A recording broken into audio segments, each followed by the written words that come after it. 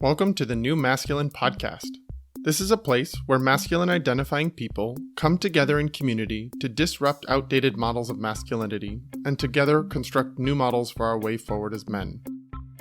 As a special note, while this conversation is between men, this podcast values all beings and seeks to create positive impacts for all. I'm your host, Travis Stock.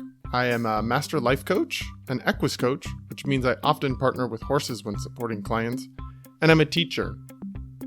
In my coaching work, I am passionate about the balance of masculine and feminine energies in each of us, regardless of gender. I seek to help others nurture a relationship with both types of energy, which often leads to a greater sense of wholeness. And yet what I found in my work with men is that many of us have been taught messages about what it means to be a man by first teaching us to avoid anything that is associated with the feminine. That avoidance leads to few experiences of intimacy, emotions outside of anger, vulnerability, or even a sense of belonging. Striving to comply with these models of masculinity has many of us feeling isolated, ashamed, unworthy, afraid, angry, and depressed. That's why I started this podcast, to bring men together who are ready for something new, something more whole.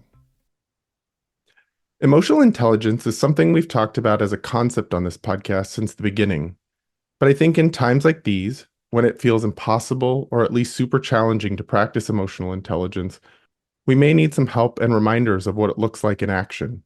Full disclosure, we are recording this episode just post the US presidential election. And if you're like me, there are a lot of emotions present. Emotions that are intense, righteous, and very convincing. And I suggest we all need to take some time to just feel all of these feelings. The next question that I feel in myself, and also hear from my clients, is, what happens next once I've given myself space to feel all of these emotions? And it's an important question that I'm betting my next guest might be able to help us answer. Soleiman Bolour is a men's transformational coach with over 2 decades of experience in helping guide men towards emotional intelligence, purposeful living, and a deeper understanding of their own needs. His work integrates a wide range of healing modalities, including hypnotherapy, breathwork, embodiment practices, and tantra. And something I agree with him greatly about is the importance of community and support, because it's not really possible for men to achieve personal growth in isolation. So let's welcome him into the New Masculine to hear his perspective on emotional intelligence. Thanks for joining me, Soleiman. Glad to be here. Thanks, Travis. Thanks for having me. The listeners should know that we're both fighting a little bit of a cough and cold, so so you may hear us clearing our voices and stuff as we go. So bear with us. Yes, absolutely. Is there anything else you want to share about yourself before we get into the meat of the conversation? In this moment, no, I feel like you set it up pretty well. I just actually, the thing that I do want to clarify in terms of the modalities that I work on, they're embodiment, tantra specifically, and then NLP. When it comes to hypnotherapy and breathwork, I've done a lot of trainings in terms of like learning about it, but I'm not a facilitator of those, just to clarify. Understood. Okay, great. Thanks for clarifying that. I think Yeah. especially in our world of like coaching, it can be really important for people to be very clear about what they do and don't do, because this is a bit of the wild, wild west in our field where people are kind of just practicing. They're like, oh, I saw a YouTube video on that. Now I'm doing that. Right. Or I took a weekend course on breathwork. Now I'm a breathwork facilitator. Uh-huh. Yeah. So Yeah. thanks for actually bringing that clarity. That means for me as a social worker prior to being a coach, I have a bit of a different outlook on our sort of ethics and like standards of practices than a lot of coaches do. And so really resonates with me when we're very clear about what the offerings are that we do and don't do. Absolutely. So let's talk about you as a person. What was it like growing up as a boy into man in your world? What were some of the stories that come to mind? Maybe some of the mentors you can think of. Just tell me what comes to mind when you think about your growing up. Yeah, I'd say the first thing, my father passed away when I was really young. I was 9 years old. And so I don't really have many recollections or rememberings of him. Um, the next thing that I do remember, obviously, is my uncles. So my dad had 4 brothers and a twin sister. And so they were the ones that were the biggest influence in my life. And I think one of the main things that I got from them was a lot about money and finances and business and how successful you can be. So there was always a conversation around, what are you doing for work? I think every single time, actually, the conversation most of the times was like, what are you doing for work? Hmm. And so that was the biggest thing, that at the dinner table, they were always talking about business, about what's the next opportunity. So that was one of the biggest things. I'd say each uncle gave me a different influence in life. One of them was all about um, family. Like, your family's together, you connect with your family. That's the most important thing. The next one was about balancing family and friends. Like, he was really about, you have your family and then you also have your friends. The third one was quite just focused on business. Like, there was nothing else important to him than making money. Like, and then my fourth uncle, he was sort of more of the spiritual guru guy. Like, he Hmm. knew a lot. Like, he was the one that actually introduced me to the book How to Win Friends and Influence People. Hmm. Like, he was that sort of spiritual, like, he knew, like, when I shaved my head, like, did something happen in your life? Like, that Hmm. you shaved your head? So I got quite a few experiences in terms of how to live life as a man. That's really interesting how well-rounded it is. It's sort of like family, community, business or work in some situations, and spirituality, that each one of your uncles brought a different version of it to the table. Yeah, absolutely. Yeah, it's interesting the whole way that we focus on business and making money, especially as men. I think that is such a the provider archetype is like so much the archetype that we allow men to really sit in our culture. And I think that the last sort of, COVID kind of disrupted that for a lot of people. Like, people lost jobs, people couldn't be that. Jobs have changed. I think that there's a whole confrontation around the limitations of really focusing only in on the provider archetype and the ways that we make money. That if we put all our value and worth as men in that, it's pretty hard to control that at all times. Yeah, I absolutely agree.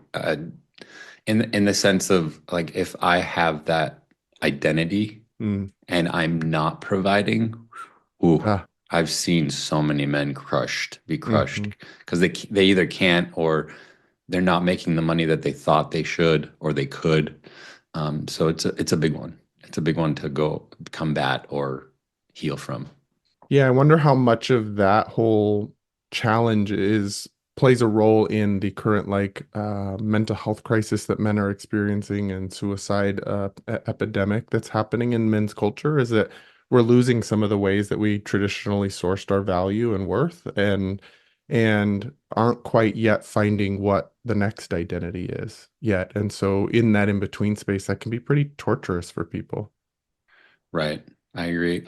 I think the if we look at sort of, I mean, I'm not a expert on caveman Mm. science, right? But their purpose was hunting, right? Hunting, and their purpose was safety, hunting and safety.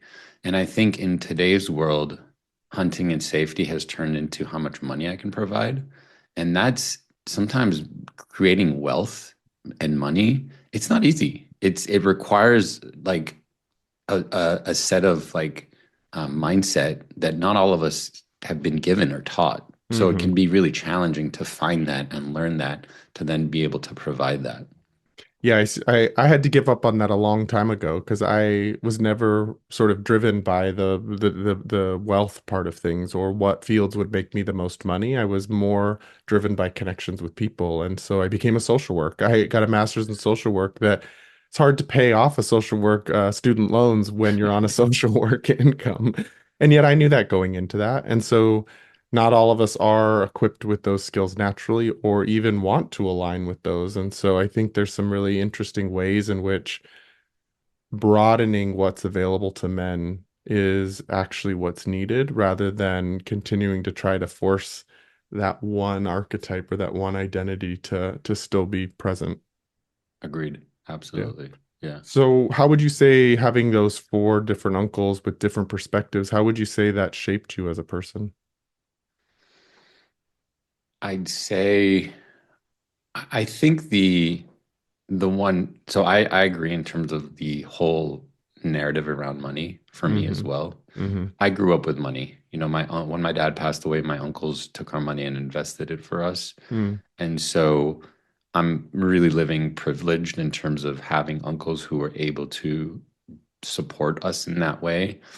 Um, I think the challenge for me was that the only thing that was spoken to me a lot of the times was mostly about money and Mm-hmm. work. Mm-hmm. And so I feel like I got into a place where I needed to, what is my, like, what am I creating? What am I making? And that has been the challenge because I'm also on the perspective of I didn't really care much about money. I wanted to, like, I always took personal growth workshops. I took, I studied Tantra. I studied so many different aspects that the whole perspective of consistently needing to make money wasn't in my world or wheelhouse. Mm-hmm. I just wanted to help people and, wake up consciousness. And, I was in that world. And so having that mindset and always being confronted with my family and uncles talking about what are you doing next, what's happening, and me trying to be like figure out what I'm gonna do, and always being like, okay, fine, I don't know, I'm gonna do this business or do that business, and there was always a challenge because none of them went anywhere because I really didn't care for them. At the end of the day, it was like, okay, can I make money out of this? Mm. And if in today, I now see if I go with that mindset of, oh, how much money is it going to make for me? I've already Yeah. failed at it. Yeah. Yeah. Yeah, I appreciate you sharing your own background around what you grew up with, because it was a piece that I wanted to say that I hadn't quite mentioned was when we put wealth and sort of achievement in that sort of direction as the value of a man, it also doesn't take into account the differences in how we all grow up, what's available to us, the obstacles towards wealth or generational wealth that are in our lives based on our race, our ethnicity, our where we grew up, our sexualities, our gender identities. Like it doesn't really take into account the complexity of the human experience Yeah. when we just assume that every man should just move towards that wealth piece, and every man has the same opportunity to get to that same place. I don't think we've seen that play out in our current cultural conversations when we listen to other people's experiences of life. Right. Yeah. Absolutely. So I can totally imagine there was a good deal of tension you had to navigate in sort of the worlds you found yourself drawn towards versus the conversations that were happening at home about what you should be doing. Tell me about navigating that tension for yourself. Oh man. Well, let's see. Well, I can recall at least four what I would call being called into the mob meeting. Mm, Um, I'm being facetious. yeah. Like they were amazing humans. Like very, very. My uncles were very heart centered, but they wanted, and it was I would call them interventions, right? Like they would bring me in, like, what are you doing? Like, why are you doing that? Like there was always the like, why are you doing that, or why do you want to do that?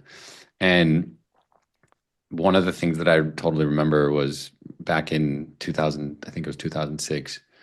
I wanted to go to a program called spiritual psychology. Mm, And so I told them this, and they're like, they thought I was going ballistic mm, or something's wrong with me. And so they convinced me, and I agreed that I should go into being a broker and a mm, commercial real estate agent. And so I did. And that was the exact time when the market started to crash in 2008. So I did basically 2 years of hustle and bustle for it to get nowhere. mm-hmm. And after that, I was like, you know what? I have to really honor my path and what I want. So then I went and actually signed up for the program. And so I think the challenge was they, which is difficult. I don't blame. I've gotten to a point where I totally accept them and I don't blame them anymore. But I think the challenge was that they wanted their agenda and not my agenda. Right. Right? They kept wanting me. They were giving me opportunities, what they thought was right for me, and not asking me like, what do you really want to do? Like, what Mm-hmm. are you excited about in your life? What do you want to create? And so I wish they had that perspective of what is it that you want to live into? you know? So yeah, so I think that was the biggest challenge was them always um, coming to me. I think I gotta look. I also look at the other side of it. I think it made me a stronger person, though, in a sense Mm, of them consistently pushing me, kept me pushing, being like, no, like this is who I am. This is what I want. No, like so it made me a stronger person and resilient in terms of putting it in their faces to like, this is what I want to do. If you hmm. don't like it, too bad.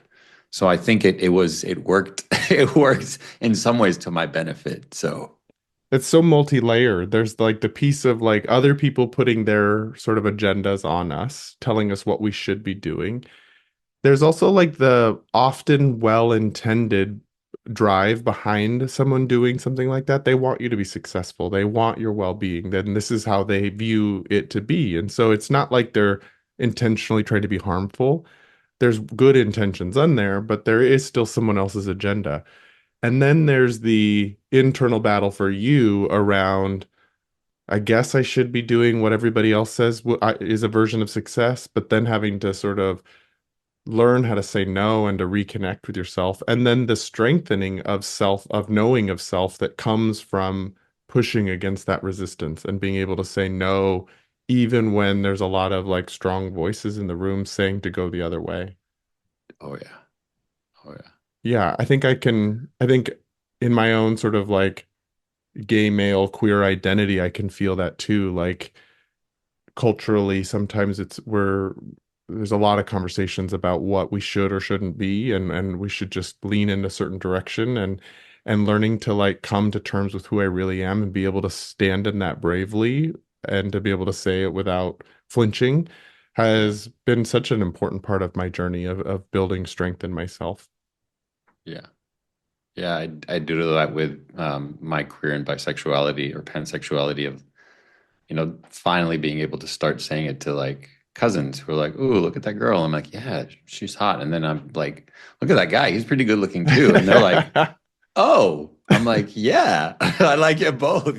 So, yeah, Yeah, so you've got multiple parts of your life where you are maybe drawn out of the traditional masculinity role of like you should only be into women, you should be going after a career that does wealth. And so tell me what that part of your journey's been like, sort of coming to terms with your bisexuality and breaking the sort of man rules in that world. right. I'd say it was quite challenging, uh, you know, from like my 20s to I'd say, yeah, 20s and 30s were pretty challenging. I think what shifted and made it a lot easier was moving to San Diego from LA, where LA is family. In San Diego, I was sort of on my own.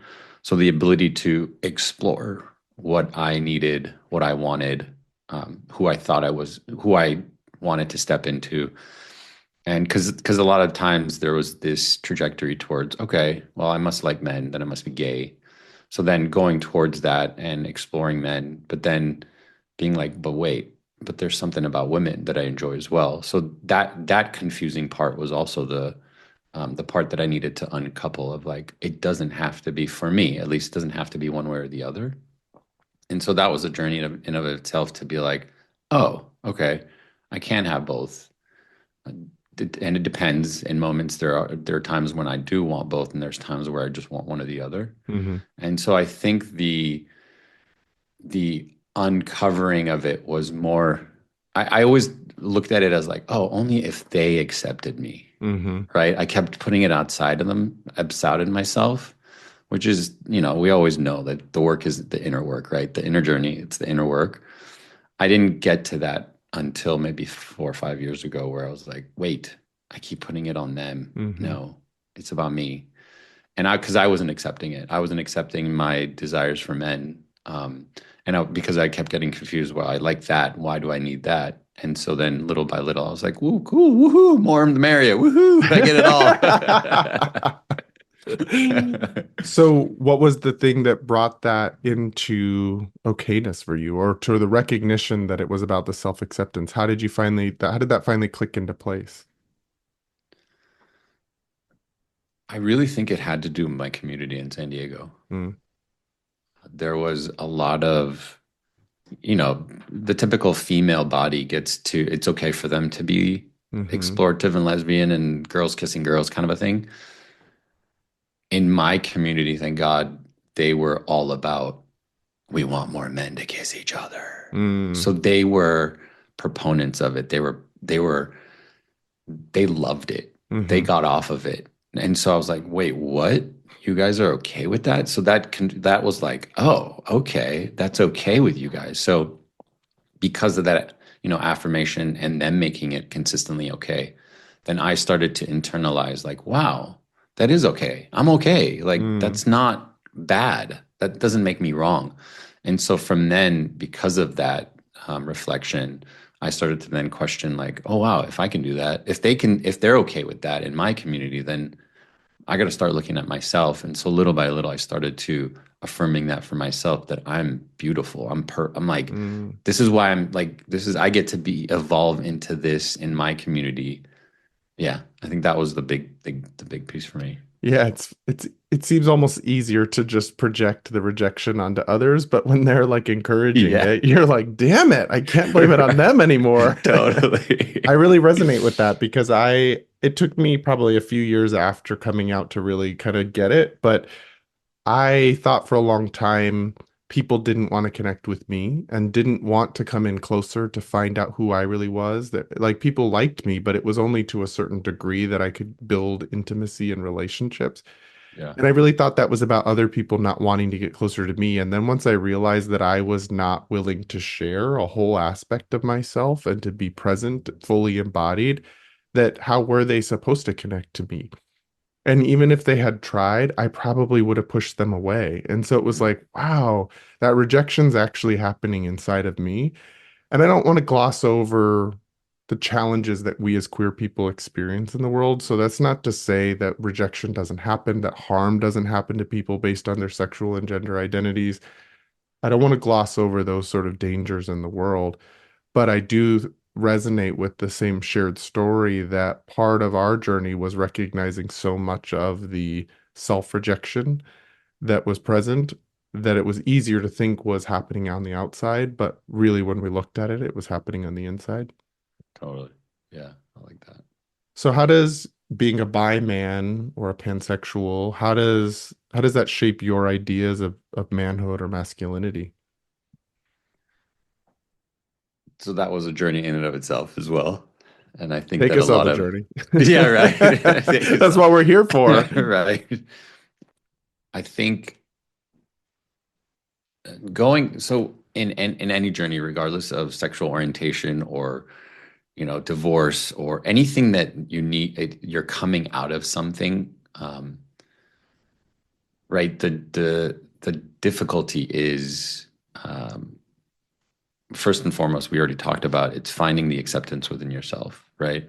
But I think for me, when it came to I think the thing was the idea of being bi was, or at first thinking that gay, it was also the like femininity of it, the flamboyancy of it. Hmm. And so then I was challenged with, oh, so if I'm gay, then I must be flamboyant and I can't be sort of masculine, or I can't be with the guys Hmm. anymore. Like I can't do the guy things anymore. So that scared me a lot as well. Like, because I actually genuinely enjoyed playing basketball. Like I Hmm. genuinely enjoyed sports and competition with other men. And so that scared me. I was like, oh no, what does that mean? And then, yeah, then the flamboyancy was the other part where it's like, oh, if I want to cross my legs, can I do that? Like, so there was all these ideas of what it means to be a man and masculinity. And so again, I think coming through it was where I got to discover for myself the what's the word I'm looking for? The spectrum of play that I get to be in, where it's like, yeah, in one moment, maybe my masculine force or drive or energy is more dominant in that moment. So I want to express my direction and no, we're going this way or this is what we're doing. And then in moments where I want to lean back and just be like, hey guys, you do it. I'm just Hmm. going to sit here. So I think I wish more men would honor that in themselves. where it's like you don't have to always be the driving. You can lean Yeah. back. Yeah. Yeah. Yeah. What I hear in that is it's that human thing that we keep doing to ourselves and to each other is how quickly we want to jump from one box to the next box. Like we feel safest in a box where we understand the rules of that box. We can only play within that box. So if you're a straight man, you only get these things, and if you're a gay man, you only get these things. And yet so much of the work for many of us is like going, well, why am I jumping from box to box? Why can't I just be outside the box and have all of the expressions? Why do I have to limit myself no matter what identity that I resonate with and that feels authentic to me? Yeah, absolutely. You reminded me of one of my first workshops that I took, or second or third. They did an exercise where you you pendulum swing. Mm, So like, I was quite sad and depressed and down when I took that workshop like 25 years ago. And so they made me just be quiet and solemn and not say a word. And then they made me someone by the name of Jonathan Siegel, which is sort of a person of leadership. And so they had me wear a suit and be on stage and talk. And the whole purpose was to bounce back and forth from those expressions. mm, So not to be like, oh, the leader is what you have to be at all times. And it's okay, the being quiet, don't be that all times either. Find your medium and then explore and play both of those sides. mm. Yeah. I And love then those. I love those opportunities to play on the spectrum where we're encouraged to float between, to take on like sort of the vast ends of the spectrum to see how they feel, to let ourselves. It sort of reminds me of what you kind of wish sometimes your uncles had asked you questions about, like, who are you? What do you feel drawn to? What do you want to lean into? Those questions you wish they were asking you. It's almost like those exercises give us permission. Try this on, try that on, try this on, try that on, and find what works for you rather than here's what you need to be. yes.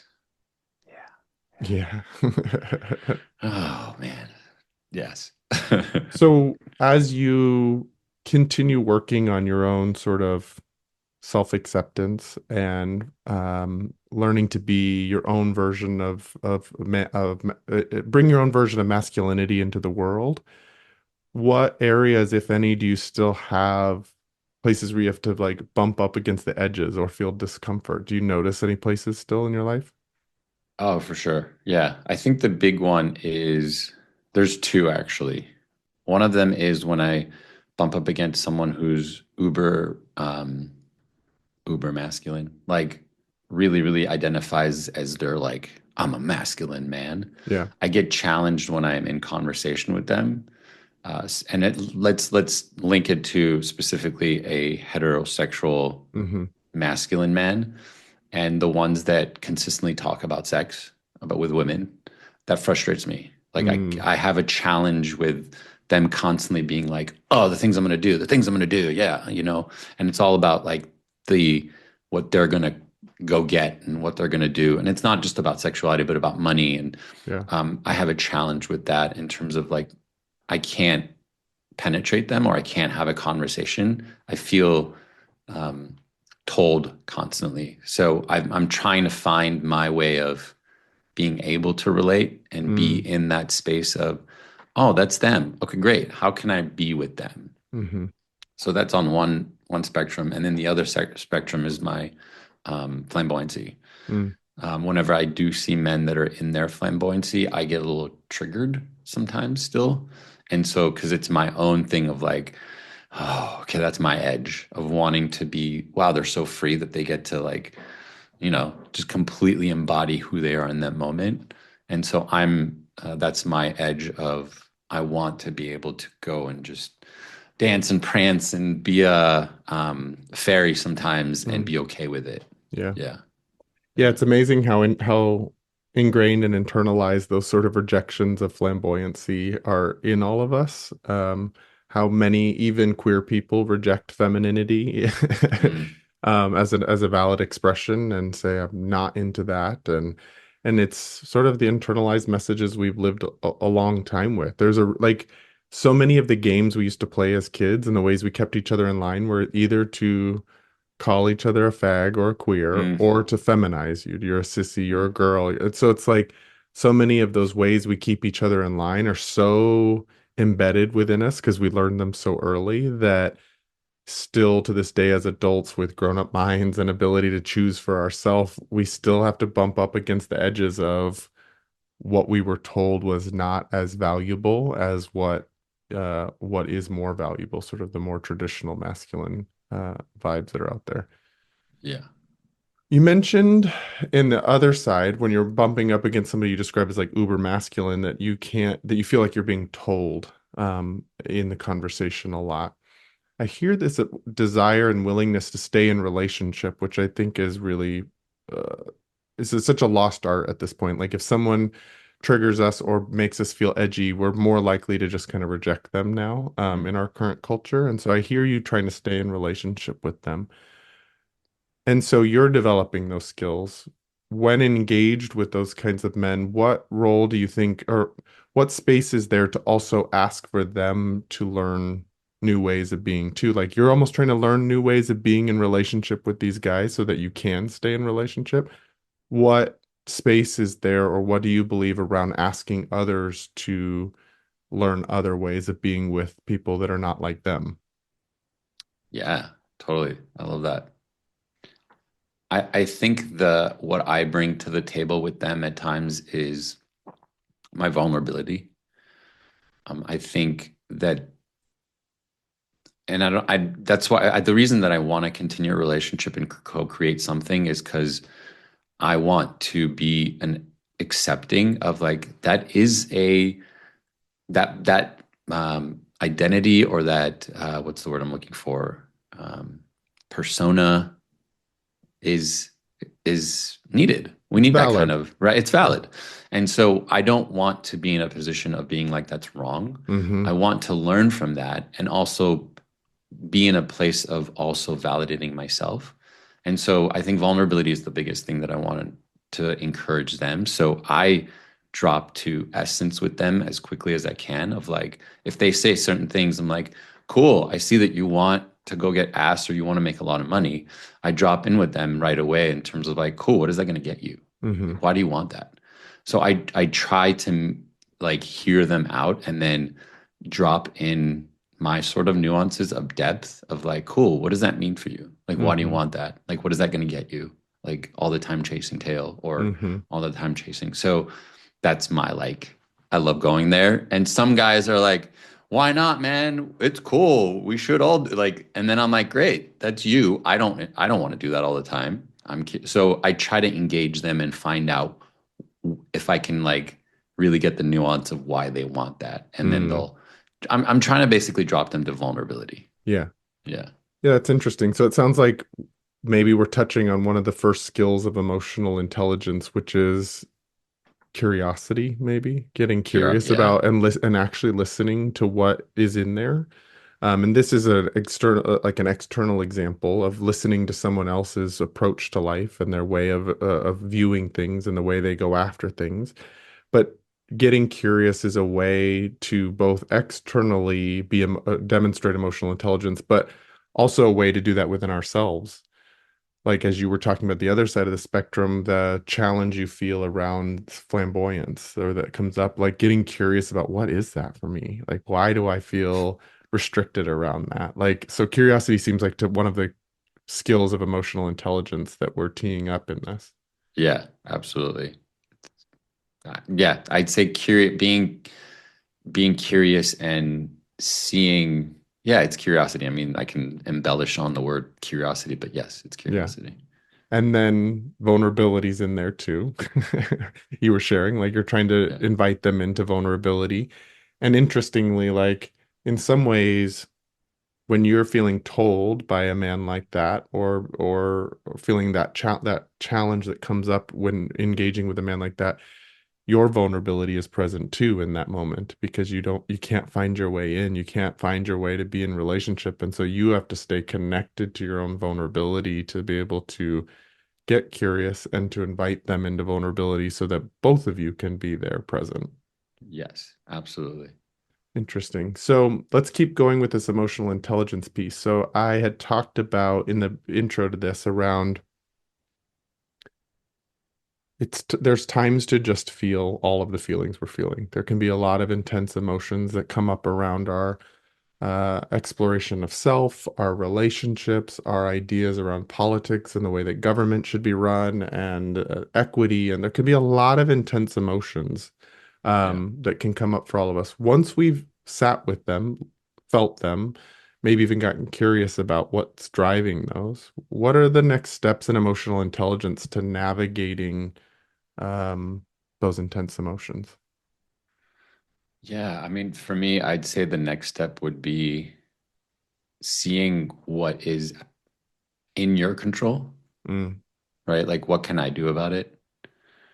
And what I can't do anything about it. And if there are certain things that you can do about it, great, write those down.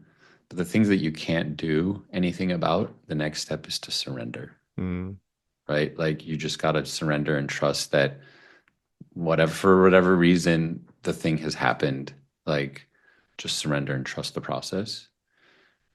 Which Not easy is for men to no, do. That is not a no, skill we've been taught to practice. What are you no, talking? This is like witchcraft you're talking about. right, totally.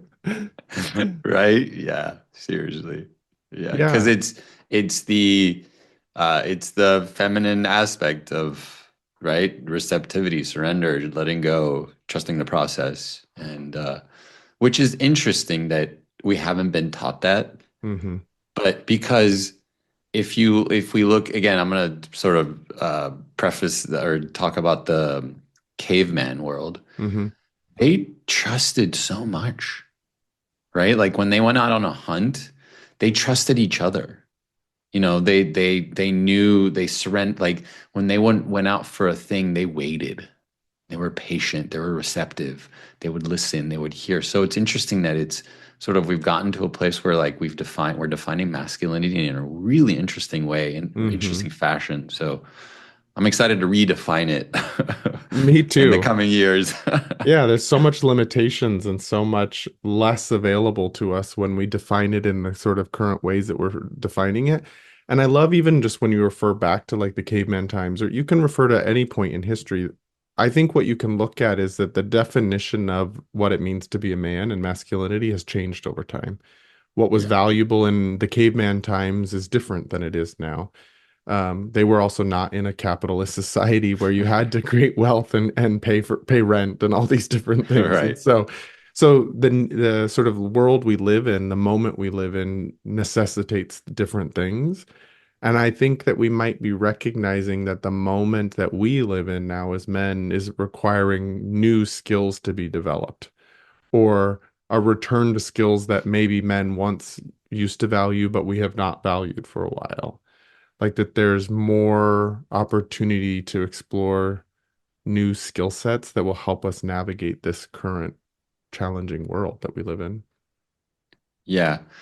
Yes, I do agree. I think we both agree on that. And Hmm. I think if we were to talk to the alpha male Hmm.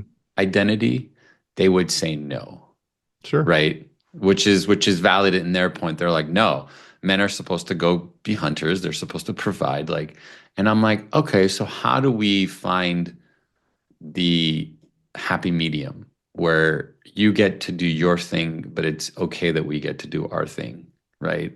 And it's not this like, no, this is how men are supposed to be. Yeah.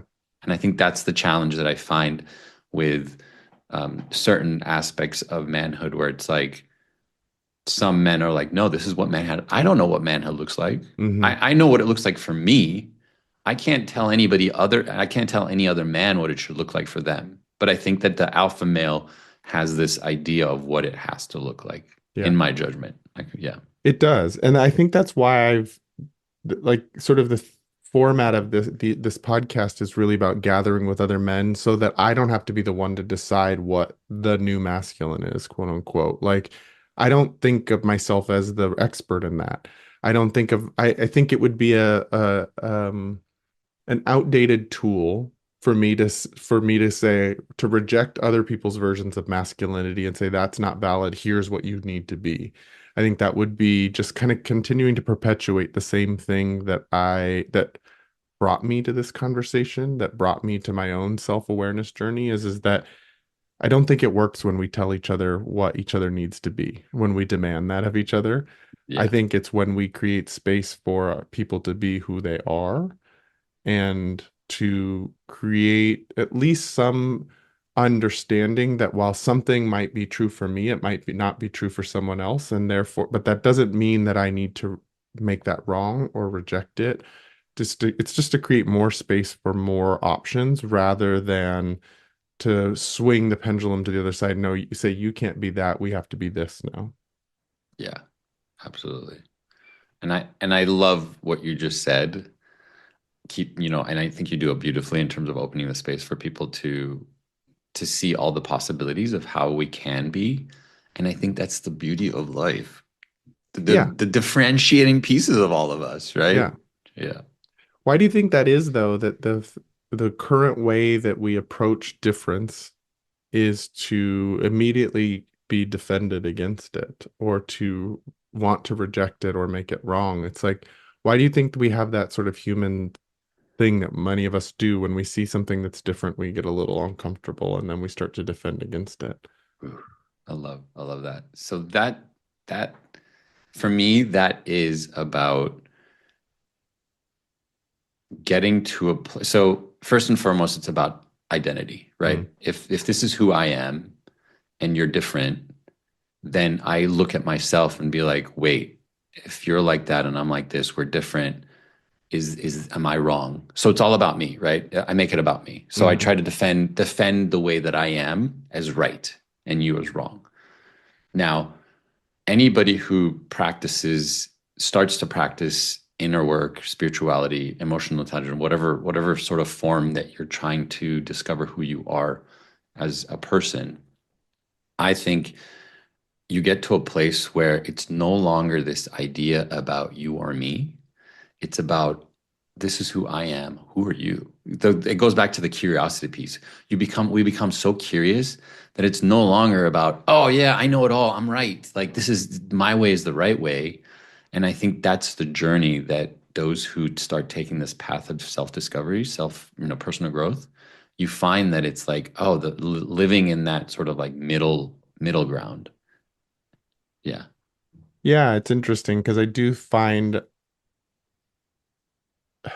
trying to decide if I think this is a like cultural thing in the US or if this is just a human trait at this point.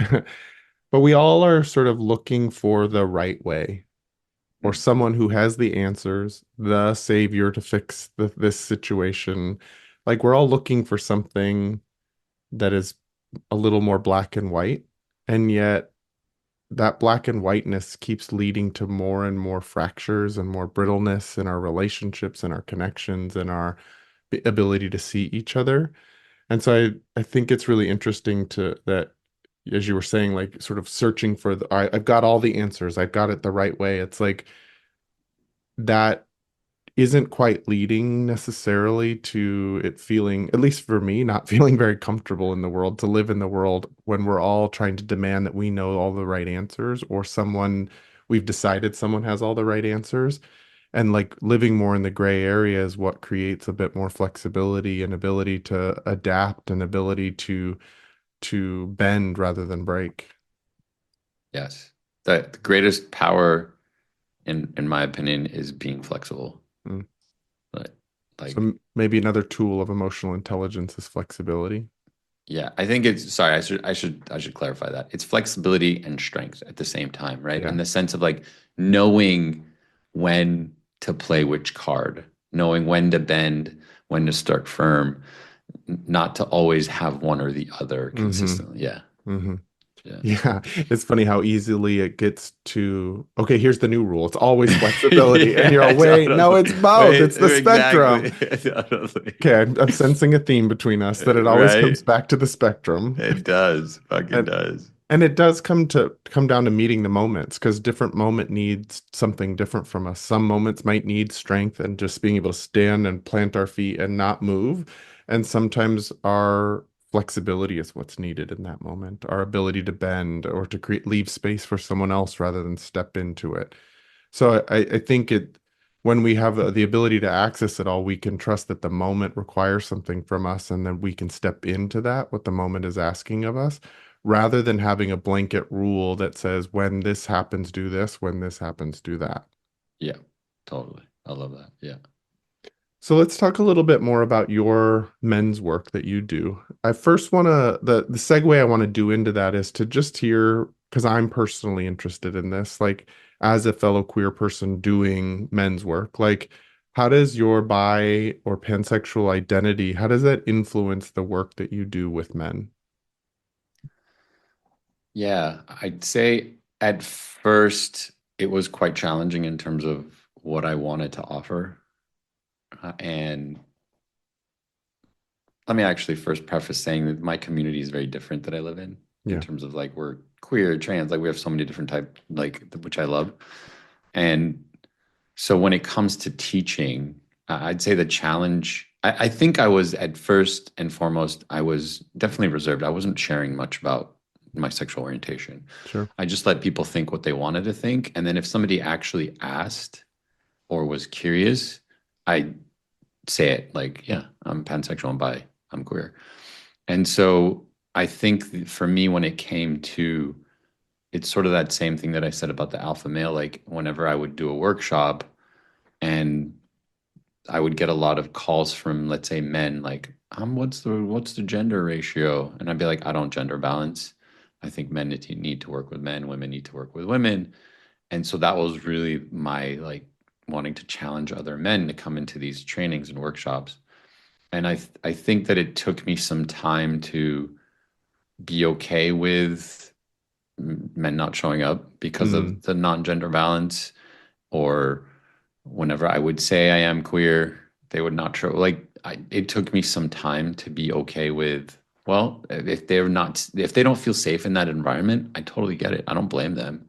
I had to go through my own journey as well. So I don't blame them that they're not wanting to be there. And I think it just requires me to be more open in terms of like what I write in my copy as to who it's for. So it's clearly like I'm this, this is who I am. And this is for any man, if it's just for men, it's my men's training. It's like this is for all men who want hmm to go deeper within themselves. It has nothing to do with connecting with other men, like hmm in terms of sexuality.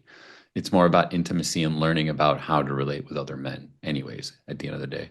So yeah, so I think it's been a journey to recognize that it's all that it's not about the external world. It's about if I feel comfortable in what I'm putting out there, the people that are meant to come and join, they're going to come and join. Yeah. Yeah. Yeah, I think it's really important for those of us, like we have our own journeys as individuals who may be going into men's work as a participant in it, of like whether we feel safe or don't feel safe, or what the kind of balance of the group is. That there, as people, we might have one journey with it, but as facilitators, both you and I who offer men's work, I think it is important for us to be putting language out there that clearly brings forward some of this conversation so that we can create more safe spaces for queer people or allied people that want to be in relationship with other kinds of people other than ones that sort of match them. Yeah. Because otherwise we never really do the work in men's work, which is to create more safe space for all kinds of men, for men of color, for queer people, for queer men, for trans men. Like, how do if we're not stepping forward as facilitators to sort of open space for that through our languaging, then men's work will always be kind of a self-limiting kind of thing. Yeah. I agree. And I think that that also goes to what you said about the, trans men and, colored men of color. Like, I think I wouldn't be able to fully understand how to support a trans man or a colored man. Like, it's just their worlds are so distinctly different. I would love for them to attend my workshops, knowing that, hey, like, I wouldn't, there's some nuances that I'm still learning. And, emotional intelligence, consciousness, they're sort of like standard. Like, Hmm. there's nothing really, but when it goes to the more nuances of things, I would need support from maybe other men in the community to be able to support you in your journey in terms of those specificities of your life. Yeah.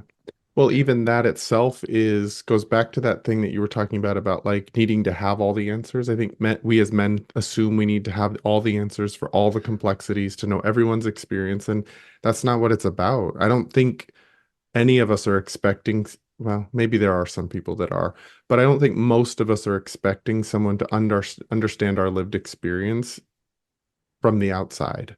Like Right. the job of other people is to get curious, to make sure that people know it's okay to be who they are, to lean in and get support from other people in the community that might have a better understanding of specific nuances of a situation.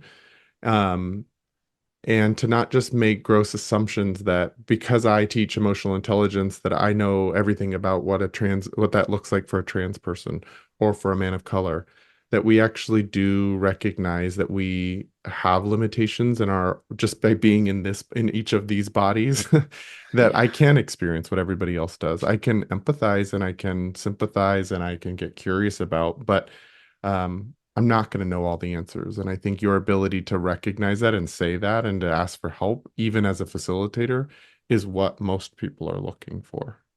Yeah. Agreed. I am curious, you know, why is it that we have been given this idea of needing to know the answers? Yeah. Such Because s- here's my here's what yeah. immediately comes up for me because I come from like a human development background, and so I think about like sort of developmental stages that we go through, and I think as children, as boys, we're often taught in our even in our play to win, to succeed, to Mm, achieve. And if you don't know, you can't win, succeed, or achieve. That's it. Like if you're playing a sport and you don't know the answer, you're not gonna win. right.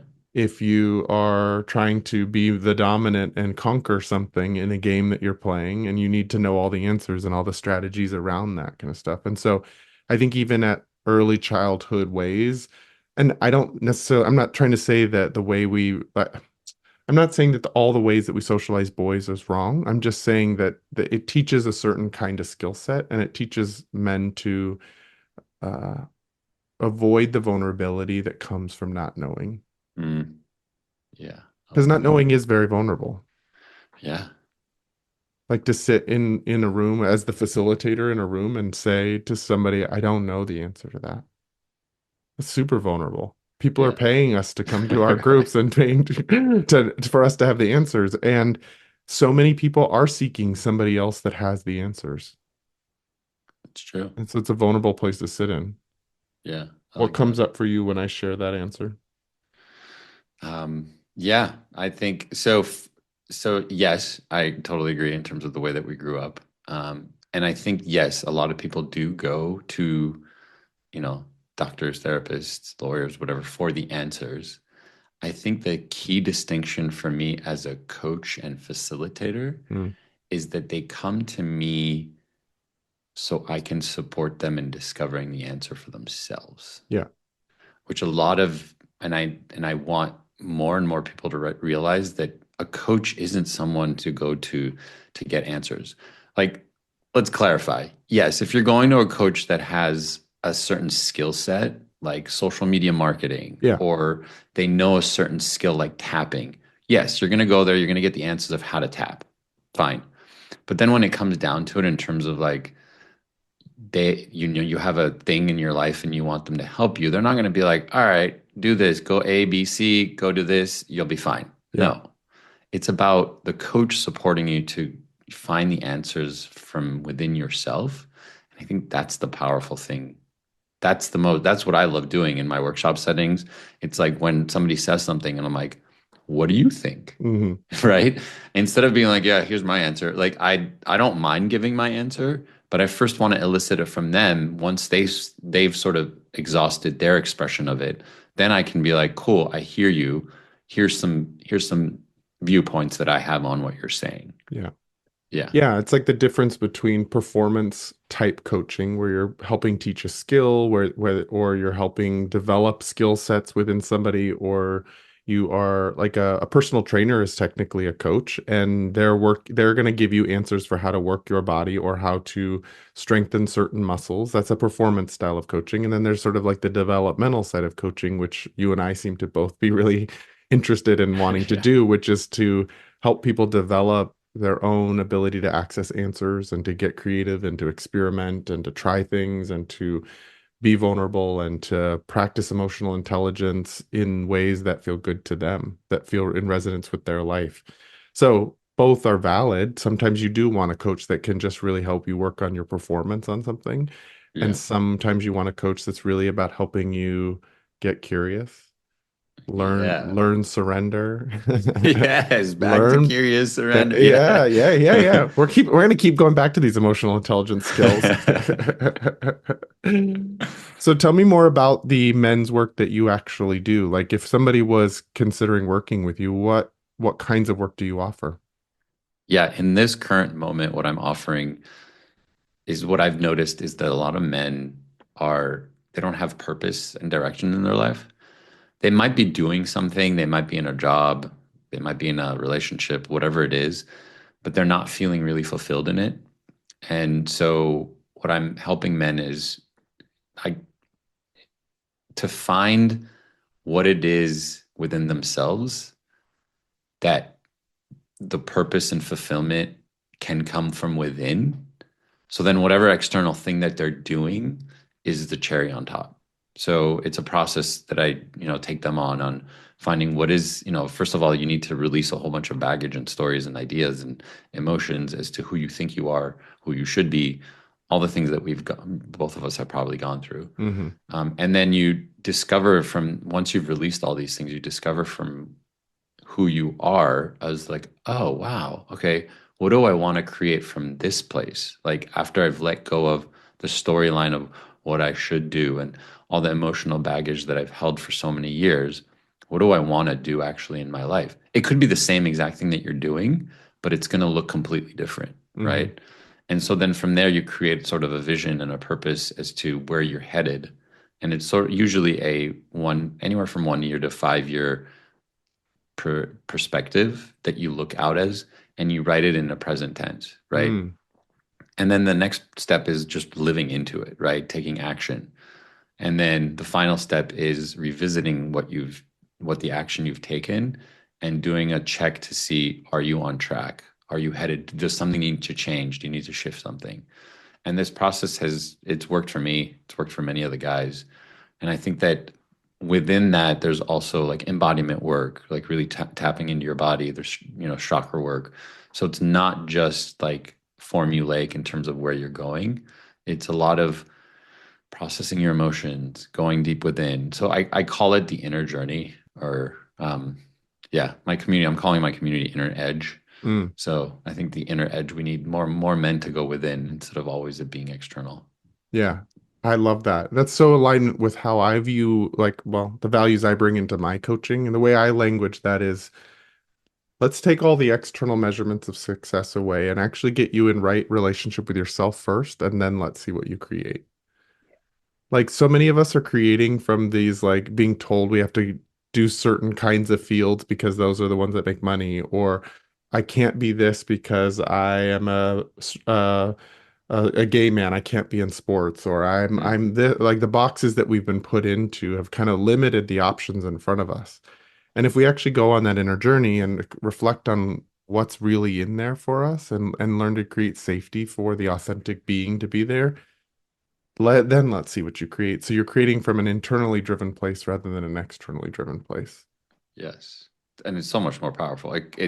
I think things align so much more quicker from that place than, yeah, Totally. yeah. And yet I experience, I don't know if you do, men are sometimes resistant to that. They just want to keep doing the external journey. And so when we invite them into the internal, they're like, no, that's not what this is about. We're doing this over here. Right. Just give me the answer for how to do this better. You're right, right. Well, because the thing that I've gotten for me with the internal journey, it's a slower process, Totally. right? It's like, no, I want the pill that Hmm. gets me the thing that completes the task. And it's like, cool.